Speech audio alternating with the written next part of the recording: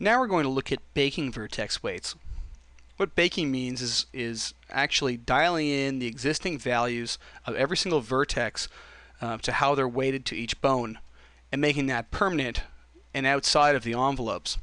Currently, the envelopes affect all of the weights of the vertices. If I make a change to an envelope size, it changes the weights of the vertices. You can only get so far, especially with the envelopes in skin, because they can't be adjusted all that much. Envelopes in something like physique are a little bit more controllable, but even still, you can only get so far because it's very much of a sort of a soft area effect type idea. You end up, if you need to change one vertice, even in a physique modifier, it's next to impossible without adjusting something else next to it a little bit. We need to be able to change vertices one at a time, and then in groups and whatnot as well, but you really need to be able to get down to a finite level of dialing in vertex weights. So at this point, what we're going to do is we're going to bake all of the vertices and essentially remove them from the effects of the envelopes. So with vertices, select vertices turned on, I'm just going to go in and select all of the vertices in the entire model.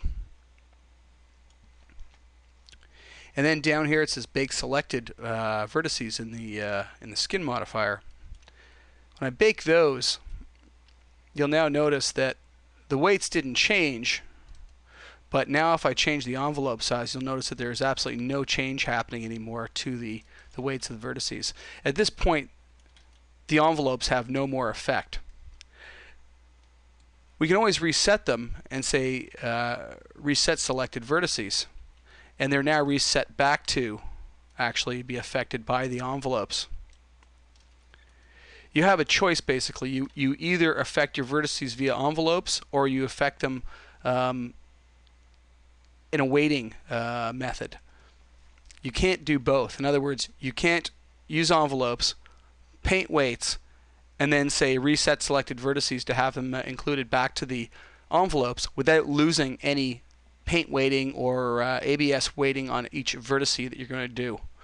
That information will just be lost because you are back to the envelopes at that point. So this is a step. We've used the envelopes now to get us as close as we can. We've played and tweaked with them. We've got nice sort of soft joint areas going, but now we need to get in and actually dial in some specific vertice weights to specific bones to make sure that we're getting the kind of deformations that we really want. So again, I'm just going to hit bake again since I'd turn that off. And now what we can do is we can actually start painting weights. Once again, using our poses is the best way to start. And what I'll do maybe is I'll start with the arm here, since the arm is obviously having some troubles with the weighting going on. And what we can do is look at different ways of being able to adjust that arm to get it to deform a bit differently. Maybe work out how we can get it to bend a bit better. Right now, I've taken a look at it. If you notice when it actually bends, it's quite soft in the middle. It needs to actually be a bit harder. And of course, when it starts to fold up more, it starts to crash into each other. Well, this is going to be a very difficult character, like I said, to skin properly because all of these joints are very large. Thin, noodly characters are always the best kind of characters for beginners to start with because they're very easy to get the joints working reasonably well and looking pretty good. Easier to animate and everything, and of course lighter on mesh.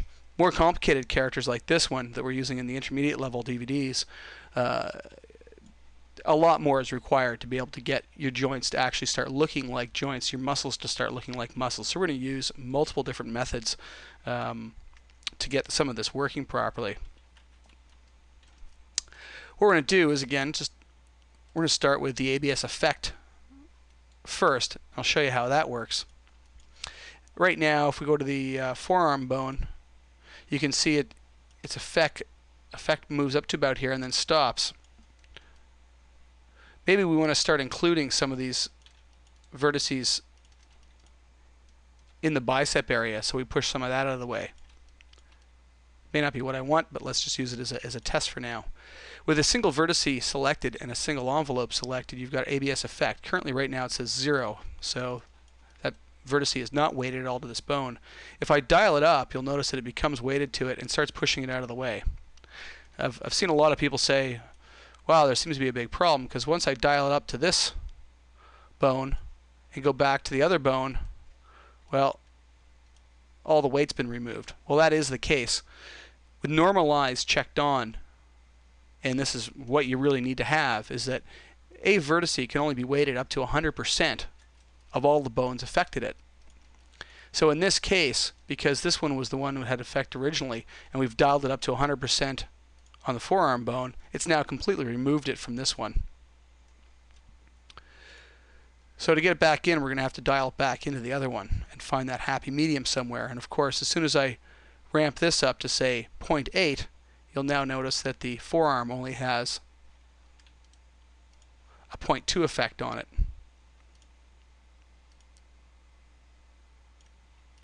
Same with this new one I've just dialed in, and any others that I do the same thing with.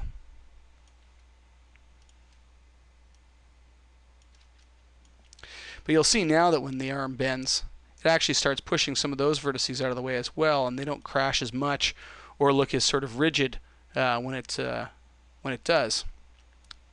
So this sort of effect would have been very hard to get to have that kind of individual control using the envelopes. What we need to do now is we need to go through every single vertice basically in this elbow and try and weight it out in some way that'll make it work a little bit better.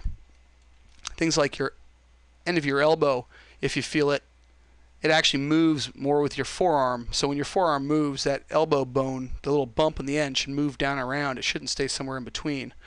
Now, we have to make it do that, and it would also be nice if there was a bit of skin sliding across it, but we're not going to deal with any sort of skin sliding possibilities in the intermediate level DVDs.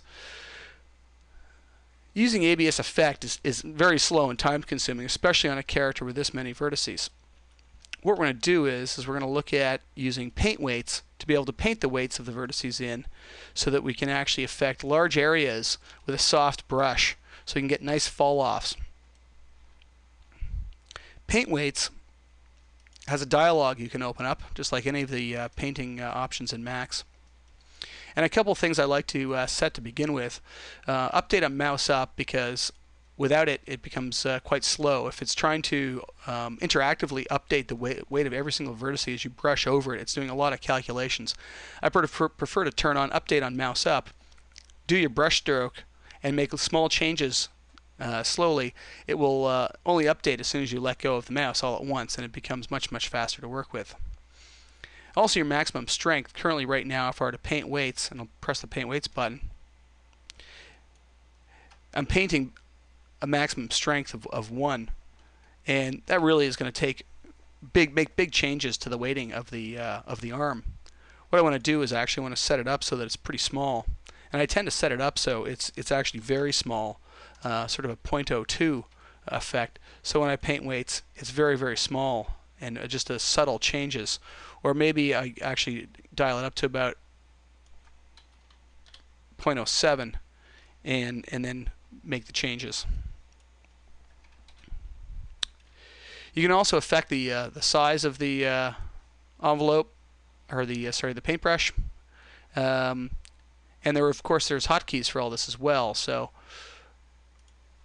hotkeys are Control Shift and scrub up and down with your left mouse button for size, and Alt Shift for the weight, and you can see the weight go up and down. Like I say, I like to keep my weights down really low, 0.02 and 0.07, and maybe sometimes I start going up into 0.1, 0.2 if I know I really need to add a fair bit of effect. Of course, if I know I'm just going to be adding 100%, I could just grab them all and dial up ABS effect, or I could just, set it to a value of 1 and just paint across. But now you can actually see when I paint this, I can actually affect nice soft areas and start adjusting the weights in a nice smooth fashion. I'm actually going to set it up a bit to 0.7 because it looks like I want to do some fairly large changes to this. And I tend to go around now and just slowly start making changes and see what I'm getting out of it, what sort of effect it's having on the character's deformations.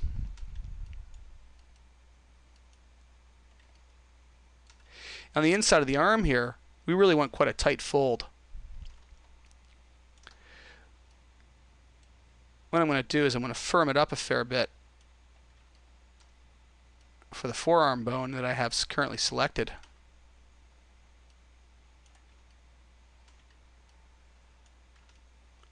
And then go back and test it with our piece of animation to see what I get. So we're getting a bit nicer, tighter fold there, but we're going to have some problems probably in here. Go back and select the upper arm bone, and now I can do some painting in there. It's a back and forth thing. Basically, you're sitting there playing with it back and forth to try and find the best solutions. Now, so that you can actually get rid of all of your interface here, I've actually written a couple of scripts to make your life a bit easier. One of them is skin paint mode on off. You can get this from my website at paulneal.com and install it and drop it in your favorite quad menu, and it just turns on the paint weights button for you, so you don't have to keep going back and clicking on it all the time. So again, we can go through and we can do some nice weighting on the character. And again, this is one of those cases where taking it right down low might be what you want. Very small changes at a time. We want to try and get a nice tight bend within here, but try and make it as natural as possible. Our human body is a bit different. It will we have skin sliding and bones and tendons that help the skin slide over the surface and get pushed out of the way. That's not going to happen automatically with a straight skinning solution in any package. We're going to try and fake that in other ways later on, but you'll find that it can be actually very, very time consuming and sometimes simply unnecessary depending on the kind of character you have. Again, this one is a much more human looking character with muscles and bones protruding, and we'll probably want to actually make it look like we're getting skin pushed out of the way and whatnot, sliding over the surface to make it look a little more natural. It also, of course, matters how close are you actually going to get to the character. Will you ever actually see it? So with the paint weights, we're just going to have to keep playing back and forth. Like I say, this character is going to take some time to actually skin properly. I often see people, especially in schools when I've taught, they rig the character, they struggle through all that, they have this mesh built, and then they think they're going to skin the character in a couple hours and be on their merry way to animate. Fact of the matter is that just isn't what happens. It takes a lot of time to properly skin a character and get the skin working. Now, again, if it's a simple tubular character, sort of cartoony character, it could take me an hour, half an hour sometimes to skin it. If it's a character like this, I could be working on the skin for a week, actually trying to get it to do everything I might want to do. You never know how long it's going to take. Just saying I'm going to skin the character. You actually have to know what you're skinning for and what the character is going to be like.